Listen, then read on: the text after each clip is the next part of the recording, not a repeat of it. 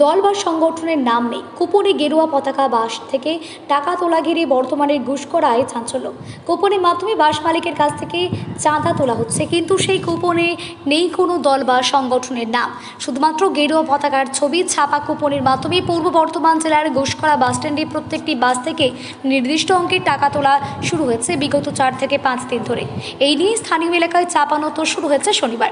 উল্লেখ্য, ঘুষখোরা বাসস্ট্যান্ডে আগে থেকে তৃণমূল কংগ্রেসের শ্রমিক সংগঠনের অফিস ছিল। বাসস্ট্যান্ড ঢোকার মুখে এসে ইউনিয়ন অফিস থেকে বিভিন্ন রুটের বাসগুলিকে পরিচালনা করা হতো।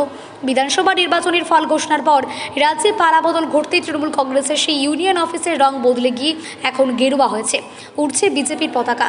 পাশাপাশি শোভা পাচ্ছে গেরুয়া শিবিরের শাখা সংগঠন ভারতীয় মজদুর সংঘের পতাকা।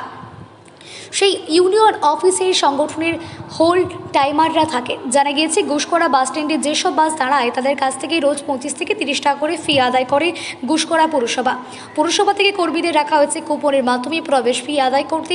পাশাপাশি চলতি মাসের শুরু থেকে ভারতীয় মজদুর সংঘের ইউনিয়ন অফিস থেকে বাস পিছু 30 টাকা করে আদায় করা হচ্ছে, দেওয়া হচ্ছে কুপন। তবে কুপনে নেই কোনো সংগঠন বা রাজনৈতিক দলের নাম, শুধুমাত্র গৈরিক পতাকার ছবি ছাপা হয়েছে। এই নিয়েই ভারতীয় মজদুর সংঘের জেলা নেতৃত্ব দাবি করেছেন, তাদের সংগঠন থেকে সরাসরি চাঁদা নেওয়া হয়নি, তবে সংগঠনের অনুমতি নিয়েই ঘুষখোরা বাস শ্রমিক সংগঠনে অনুদান তুলছেন। কারণ যে কর্মীরা পরিষেবা দিচ্ছেন তাদের ন্যূনতম খরচ তোলার জন্য এই অনুদান নেওয়া হচ্ছে। কি লাগে? প্রতিদিন 30 টাকা করে। এটা কে নেয়? কারা নেয়? ওই যে ওখানে মানে কে তারা? পৌরসভা। পুরসভা? আর আর আর আর কেউ নেয় না, আর এই তো গোপালদা এখানে আর কিছু নেই। না না, একটা জায়গা থেকে দিতে হয় নাকি দুটো জায়গা থেকে নেয়? হ্যাঁ, না, একটা জায়গায়। পৌরসভা থেকে কত টাকা নেই? পৌরসভা থেকে কত টাকা নেই? 30 টাকা। 30 টাকা।